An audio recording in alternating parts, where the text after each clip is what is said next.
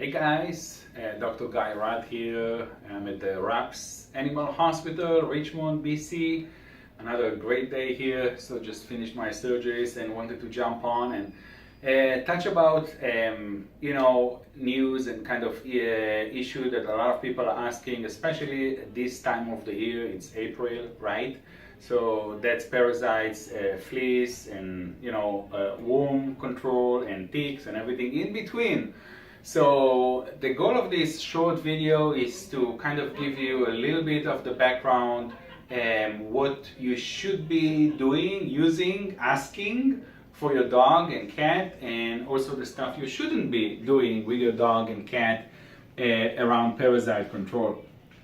So let me talk about some common, beliefs that are actually not true. So for example, a lot of people tell me, hey, I've never seen any fleas in my neighborhood on my dog, and I don't see any worms in the poop either.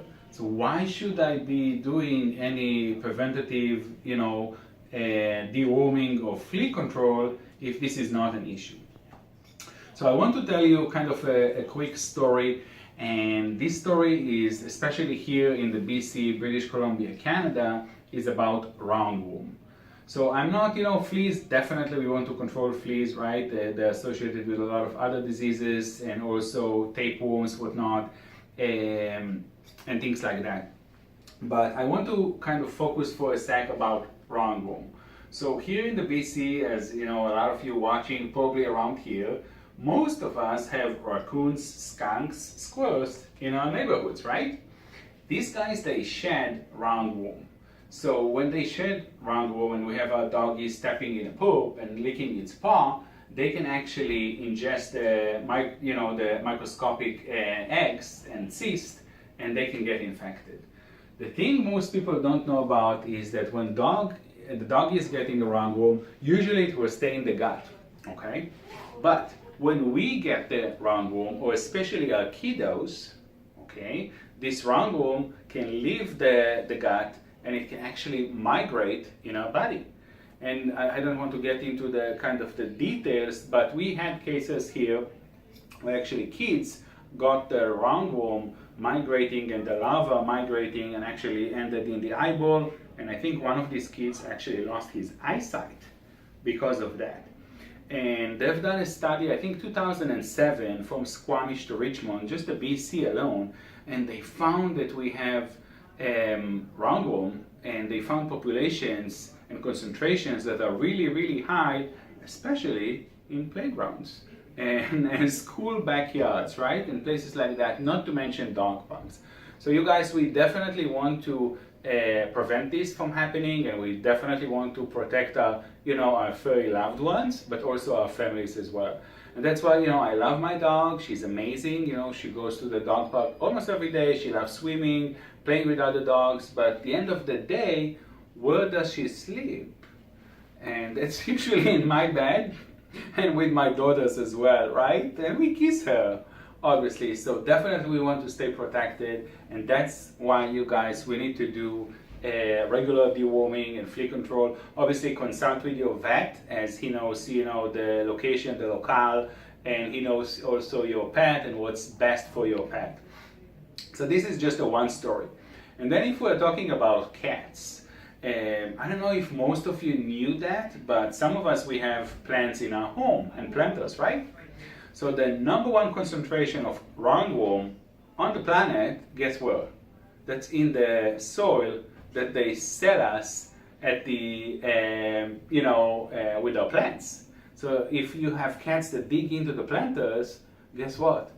Even though they're not going outside and they're strict indoor cats, they're still at risk and we're at risk. And that's why, if your vet advise you to go on a flea and a worm control, definitely he's not just trying to sell you any products, he cares. He cares for your pet and for the health of your family, because unlike the human doctors and physicians, we also, it's our obligation and our job not just to keep the health of our pets and clients and patients as well, but also of you guys, the owners and the families.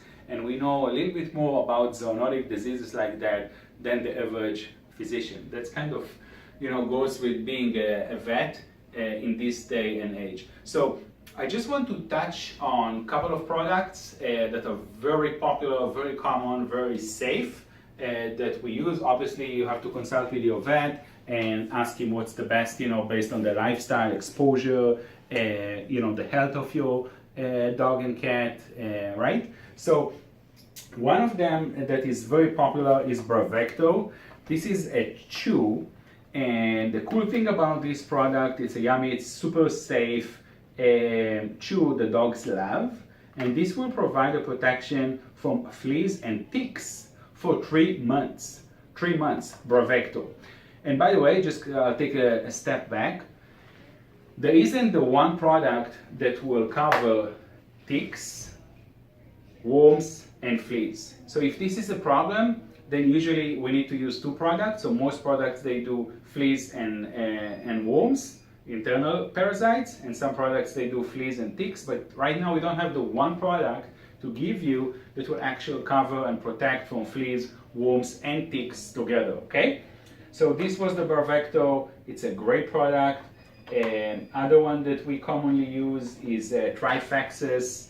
Trifexis is for dogs, so this is a monthly pill that will take care of fleas, heartworm, and of course intestinal worms, internal parasites. It's great, super safe. So that's another product that we like in the practice. We have Sentinel. Sentinel again is mostly for fleas, worms, and heartworm as well. It's a chew, dogs love it. This is something we use on a monthly basis, so that's another one. Talking cats, especially after we talked that cats like to dig in the planters, and planters have roundworms, right? The highest concentration is in the soil we use for our plants. Did you know that? It's pretty cool, right? So we use Milbamax. That's a little pill that is easy to slide even in the mouth of a kitty, and that's for internal parasites. And of course we have things like spot-ons like Revolution. Revolution is great for fleas and heartworm and some of the intestinal parasites in the cat mostly, not so much in the dog. One little piece of advice I'll give you guys, just as we wrap it up here: do not buy the cheapest stuff at the pet store. And I don't want to mention any brands. There's one starts with a Z, but that can actually be toxic for cats.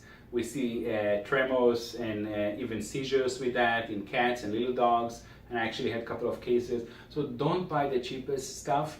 It will cost you more. It can be toxic for your pet, and usually it does not actually do what it's supposed to do, like killing the fleas. So definitely consult with your vet. But this is, guys, why at this time of the year, and actually with my dog, I give her like the prevention all year round for fleas and worms, for sure. Consult with your vet, but definitely you have to do that, for your pet and for the health and sake of your family as well. So hopefully you got some ideas and tips. Definitely, if you want to ask us, your clients here live in the area here, you can give us a call. You have the website, I think, up above this video or below. Click on the website and you can contact us right away, and we can get some of your questions answered. So thank you so much, and we'll see you in the next video.